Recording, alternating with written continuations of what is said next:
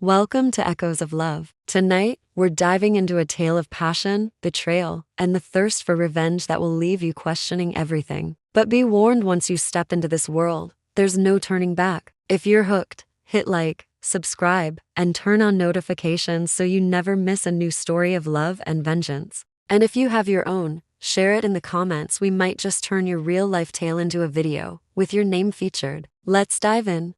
The first thing I did after being reborn was slam my resignation letter onto the factory manager's desk. My hands trembled, but my voice was steady. I quit. The room went silent. Dozens of eyes turned toward me, their machines clattering to a halt. "Emily?"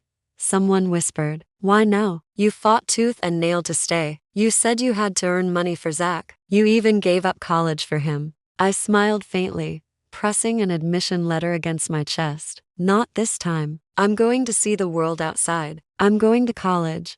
The letter burned against my palm like a brand. In my previous life, I had torn it to shreds for Zach, and that single decision had chained me to decades of bitterness, betrayal, and misery. I died with tears in my eyes, hearing him scold me one last time before running off to celebrate another woman's child's birthday. But not in this life. This time, I was cutting the chain before it strangled me again. Director Susan, the only female leader in the factory, gave me a rare smile. "Good," she said warmly. "Grow strong, Emily. Become a pillar of the nation." A pillar. I almost laughed. Me? The woman who wasted her life being mocked as a vulgar housewife, humiliated in front of campus professors, abandoned like trash. But her words pierced through me. For the first time, someone told me I could become more than Zach's shadow. And that was enough to make my throat tighten and tears sting my eyes. I packed up my few belongings. The factory had never been home, just a prison I once thought was love. As I stepped outside,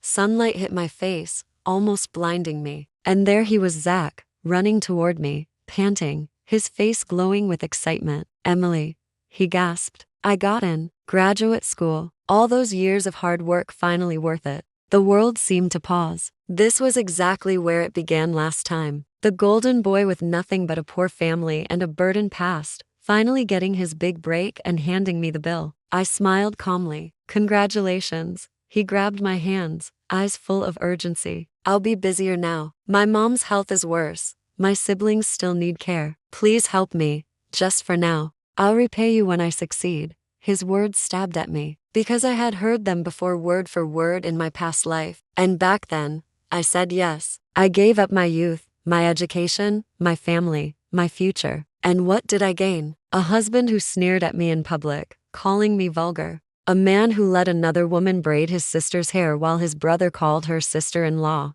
30 years of torment in exchange for an empty vow. This time, I only smiled. "We'll see." Before he could press further, a voice rang out, sweet and mocking. "Zach, there you are." Vivian. She came bouncing toward him in a floral dress, her almond eyes bright with triumph. She didn't even look at me at first. Her gaze belonged entirely to him. "Congratulations. I knew you'd get in. We'll be classmates again."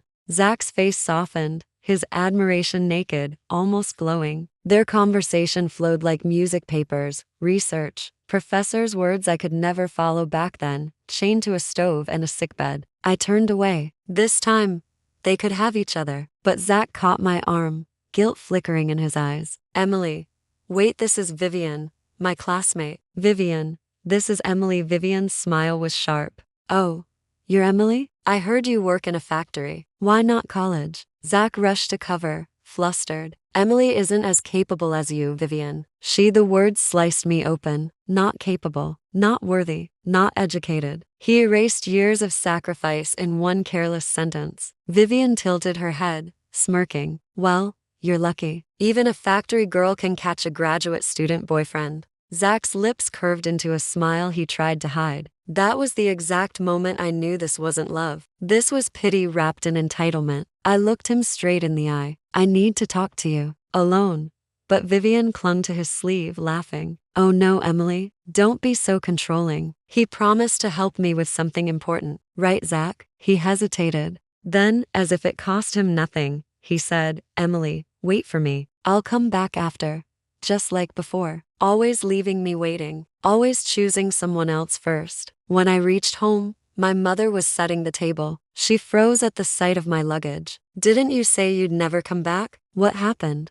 Her hair had turned whiter. The lines at her eyes had deepened. My chest tightened with guilt. In my last life, she and my father had begged me not to give up college. I'd chosen Zach anyway. The heartbreak killed them long before old age ever would. I clenched my fists. Not this time. I've decided. I want to go to college. Her eyes filled with tears. Good, good, my child. She grabbed my luggage from me, muttering, "You should have let your father carry it." Then she bustled into the kitchen, serving dishes I hadn't eaten in years: tomatoes and eggs, sauerkraut stew, my favorites. She had cooked them just in case I came back. Only then did she whisper, "Because today is your birthday." My fork trembled. I had forgotten. In my last life, I spent this day carrying a heavy basin of laundry down the stairs until I slipped, blood pooling around me. My last memory wasn't my parents' voices. It was Zach's, cold and impatient, telling me not to use tricks to force him home. Tears streamed down my face as my father entered,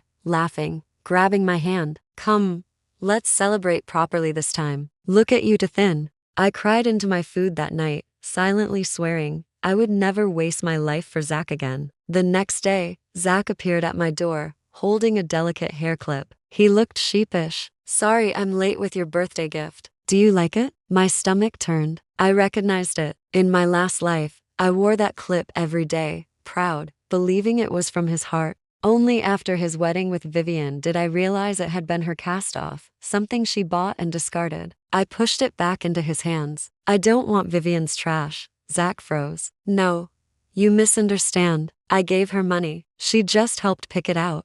I laughed bitterly. Every cent was my money, his family's money, his graduate tuition. Nothing came from him. He frowned. "Emily, why are you different? The factory told me you quit. If you're unhappy, tell me. Don't carry everything alone. You have me." I stared at him. Was that supposed to be comfort or a warning? Because if I couldn't carry his burdens, what use was I to him? "I left because I'm done," I said flatly. He sighed with relief, missing the point entirely. "Good, rest. I'll cover the expenses with my new job. But please keep taking care of my mother. My siblings are still too young. They depend on you." The words were chains, clinking back into place. And for a moment, I almost faltered. Almost. I looked into Zach's pleading eyes and forced myself to nod. "I understand." But in my chest, my heart was cold. Because I remembered all too clearly how the script played out. 3 years of me chained to his sick mother's bedside, cooking, cleaning, raising his siblings like they were my own, while he drifted further away, returning home less and less. And when he finally did, it was with Vivian at his side, laughing at things I could never understand. "Not again, Emily," Zach added softly. "There's one more thing. Vivian's coming to town for research. It's inconvenient for her to stay alone, so I told her she could stay at our place for a few days. You don't mind, do you? Just cook a little extra food." I almost laughed out loud. The gall. "Let her cook for herself," I said coldly. He blinked, startled, like he couldn't believe I would dare refuse. "Emily, you misunderstand. She's spoiled, yes, but you're so capable, so gentle. You can handle it better than she can. It's just one more pair of chopsticks on the table." His words used to sound sweet. Now they sounded like chains clinking around my wrists. I stepped away from him. "From now on, I'm not going to your house anymore." "What?" His voice cracked with shock. "I got into college," I said firmly. "I'm going to study, to see the world outside." He stared at me like I had spoken a foreign language. Then his gaze flickered to my chest, as if expecting to see the letter. I kept my arms crossed. My mother had hidden it safely away. When I showed nothing, his face softened with relief. "Emily, I know you're angry. But come on. Do you think I care about whether you get into college? Even if you never study a day in your life, I'll still love you." Love? My hands curled into fists. This wasn't love. This was possession. I turned my back. "Believe whatever you want." That night, as I counted the money I had saved, I split it into neat piles, one for Zach's studies, one for his siblings, and one for myself. Then, with shaking hands, I pulled all 3 stacks toward me. For the first time, everything belonged to me. The next morning, I went to the city department store. I bought my father new shoes, my mother a warm coat, and for myself, a sturdy backpack. In the mirror, I still looked plain, but my reflection burned with a vitality I hadn't seen in years. For once, I was chasing no one but myself. When I returned home, a delicate bag waited at the door. Inside was a floral dress. Aunt Wang from next door smiled knowingly. Your boyfriend left it for you. Such a fine young man, buying gifts even on a student's salary. You're lucky. My blood turned to ice. I ran straight to Zach's courtyard. Smoke billowed from the kitchen fire. Vivian sat in a chair, biting into melon slices. The sight of her, smug and at ease in his home, made bile rise in my throat. Don't worry, she said lightly, her voice floating out with the smoke. Once Emily sees that dress, she'll come back. Girls like her can't resist new clothes, especially ones I bought myself. He could never afford it. I froze. So that was the truth. Zach didn't correct her. Instead, he fussed over her like she was glass. You shouldn't sit in the wind. The smoke will give you a headache. Move over there. She laughed softly. School's about to start. The most important thing is making sure Emily keeps taking care of your family. Otherwise, how will you focus on grad school? I gave up my favorite dress for you. How do you plan to thank me? Zach chuckled. The usual. Cafeteria meals for a week. Vivian pouted like a spoiled child. Always the cafeteria. Can't you take me somewhere nicer? Honestly, you're too tolerant of her. She's uneducated, narrow-minded. Are you really going to marry someone like that? Before Zach could answer, Kevin and Claire burst out of the house. Chocolate smeared Kevin's mouth. A butterfly clip glittered in Claire's hair. Big brother, Kevin shouted. Just marry Vivian. She's so nice. Emily never bought me chocolate. She's stingy. Claire twirled in her new braids. Vivian makes me look like a princess. Can she stay forever? I love her. Vivian covered her mouth, laughing, hugging them close. The perfect picture. I stood in the doorway and let their words wash over me, empty. You're right, I said loudly, stepping inside. He should marry you. They all froze. Zach's face turned red. Emily, don't misunderstand, but Kevin stamped his foot. It's true. You're not generous like Vivian. Even Claire, who once clung to me, nestled into Vivian's lap without a word. The floral dress dangled from my hand. I tossed it into Vivian's arms with a bitter smile. If you're all so happy with her, then let her take care of the family. I'm done. Vivian's face flickered, but she lowered her head and whined. Zach, I only wanted to help. She twists everything. Zach's voice sharpened. Emily, must you always create trouble out of nothing? Vivian is a guest. A laugh escaped my throat. Harsh, cold, liberating. I'm going to college. From today on, your family has nothing to do with me. I turned and walked out, but Zach chased me, panic twisting his features. Emily, don't throw away so many years for something small. If you really want to study, wait a few more years. When I graduate, I'll support you. His words were knives, because I knew where they led. When he stayed at the university, he grew to despise me. He told me feelings change, that we weren't suited. He accused me of chaining him with my love, and I, foolish and broken, had clung anyway. Tears blurred my vision, but my voice was steady. I don't want your charity. I don't want you.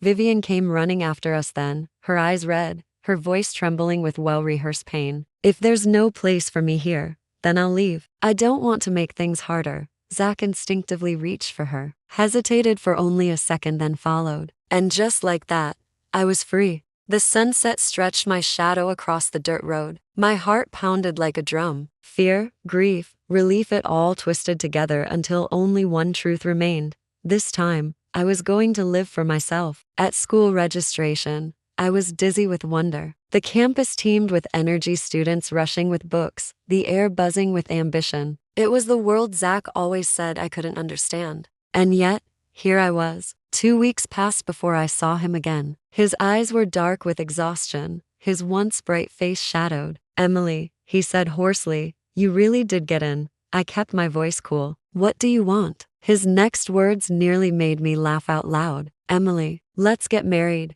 Marry me, Zach said, as if the word were a bandage that could stop all the bleeding. I stared at him. Why now? Because I'm afraid of losing you, he answered quickly, eyes shining with practiced sincerity. If we marry, you won't worry anymore. I'll pay for your studies after I finish grad school. He said it like a promise. It sounded like a cage. So the price, I asked softly, is that I give up school again.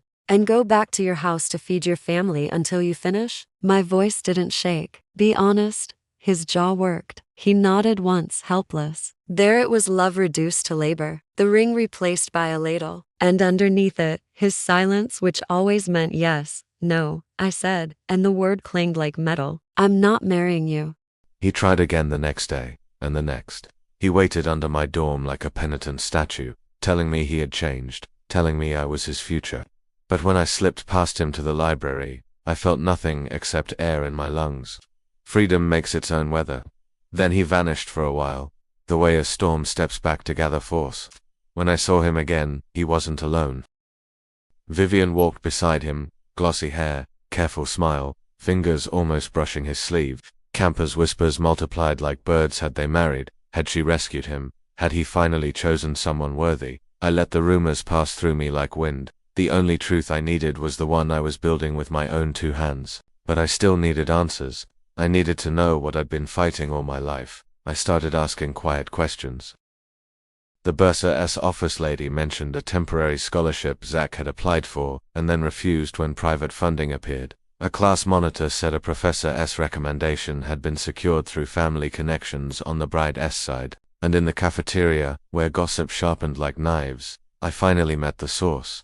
Vivian stood at the end of the noodles line, face bright with anger. She didn't lower her voice. I was going to wait until he finished grad school before pushing you aside, but you left first, she hissed, eyes on me. Do you know how long I've covered his expenses? Do you know what I asked for in return? Her smile went thin. I'd seen a smile like that before, in a mirror I no longer recognized. You paid him, I said quietly, but only if he cut off his family. I let the sentence land. And now he resents you for it, doesn't he? For a heartbeat, her mask cracked. Just a hairline fracture, but deep. You think you're clever, she said. You're nothing, a country girl playing at Phoenix. I leaned in, voice low. Vivian listened carefully. When Zach stops loving someone, he won't say it directly. He'll find the softest part of you and press down until you break yourself. He'll make it your choice to leave, so he can stay clean. Ask yourself, who chose your sacrifices, and who benefits if you fall? I didn't wait for her answer. Sometimes the kindest revenge is the truth, handed to someone who thinks they can't bleed. After that, Zach started orbiting me again, pretending it was coincidence. He brought me tea I didn't drink and advice I didn't need. He hovered at the edge of my victories, as if I owed him a chair at my table. When I won a National Research Award, he showed up with a box of hometown snacks, eyes soft. Don't feel pressured, he murmured. I don't, I said, handing the box back. Not anymore. His smile died. There's a particular anger men like Zach hate. The anger that isn't loud. The anger that simply leaves. The cracks in his new life widened. I didn't have to pry them open. They would split on their own. That's the difference between vengeance and justice. Vengeance needs a hand. Justice only needs time. Their arguments began as whispers and grew into headlines for the faculty lounge. I heard enough in passing to draw a clear picture. Vivian was exhausted. Childcare, housework, a stalled degree, a job Zach arranged that was more humiliation than help. She had wanted a brilliant scholar. She got a man who called his avoidance work. She had wanted a husband. She got a ghost that came home only to count grievances. One afternoon, I carried documents to an office and stopped at the doorway. Their voices snapped through the air inside like wires sparking. Vivian, I backed you when everyone said you were nothing. I paid your mother's bills. I took the insults. You promised me forever. Zach, cool as ice. The world changes. Why can't feelings change? I didn't move. The secret of survival is knowing when to be seen and when to let someone hang by their own words. Then the door flew open. Vivian stumbled into me, eyes wild, tears slashed across her face. You're happy, aren't you? She spat. Is this what you wanted? You ruined him for me. Zach rushed out, pushing her back, hands gentle on me. Emily, are you hurt? Let me take you to the clinic. Vivian froze. Something in her broke, something soft and human that never grew back right once it snapped. She clawed at her own hair. You, after everything, I am the one who saved you. She screamed. And you spread your arms for her? Zach's mask slipped. For a breath, the contempt underneath flashed plain. Don't be dramatic, he said. You wanted me as a trophy. You got me. You just didn't like the price. I met his eyes, then calm, steady. Zach, I said, and my voice was a blade wrapped in cotton. Did you make sure she got pregnant early? So she couldn't finish school? He flinched. It was small, but it was real. No, he said too fast. It was an accident. But accidents don't look away that quickly. Accidents don't swallow like guilt. Silence snapped tight. People in the office stared. Vivian stared at him as if she'd misread a sign and walked off a cliff. I stepped aside, no longer part of a story I had already finished writing. The next morning, a rumor became news. Vivian was gone. The campus woke to a mother's grief and a farewell letter that named names. The administration moved fast. Investigations, hearings, the careful language of institutions trying to carry facts without catching fire. In the end, there was only one line anyone remembered. Zach was expelled. I didn't go to watch. Justice isn't a spectacle. It's a door closing with a click. By the time I graduated and secured a position at the university, he had vanished from campus like a bad season finally spent. I heard scraps from people who like talking in circles, that he decrawled back to the family he once cut away, that debts had piled up, that his brother had a temper and his sister had no patience left for saints. The call came the day I signed the lease on my new place.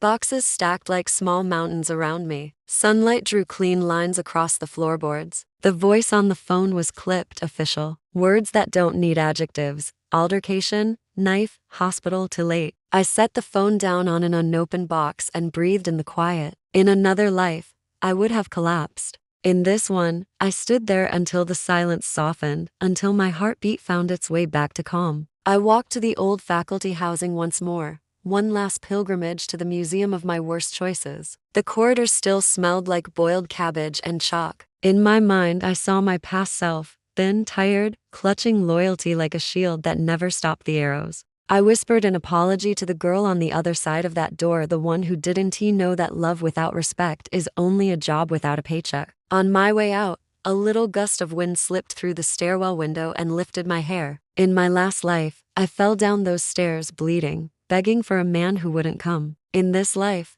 I took the steps one by one, steady and whole. People will say the story is tragic, that 2 lives burned down because pride wanted to be love. But that's not what I carried home with me. I carried my parents' laughter at a birthday dinner I nearly missed. I carried director Susan's hand on my shoulder, grow strong, become a pillar. I carried the realization that I didn't have to be anyone's shadow to stand in the sun. That night, I opened my window and watched the campus lights blink on like a constellation stitched to earth. Somewhere below, students were arguing about books and futures and foolish, beautiful plans. I packed away the last box and found the old admission letter my mother had hidden for me. The paper had softened at the folds. It felt like a pulse. I used to dream of being a painted bird, pretty, still, never flying. Now, when the wind calls, I answer. Not as a trophy, not as a martyr, not as a lesson for anyone else. I answer as myself. Justice wasn't the end. It was the beginning. And tomorrow, I would wake up early,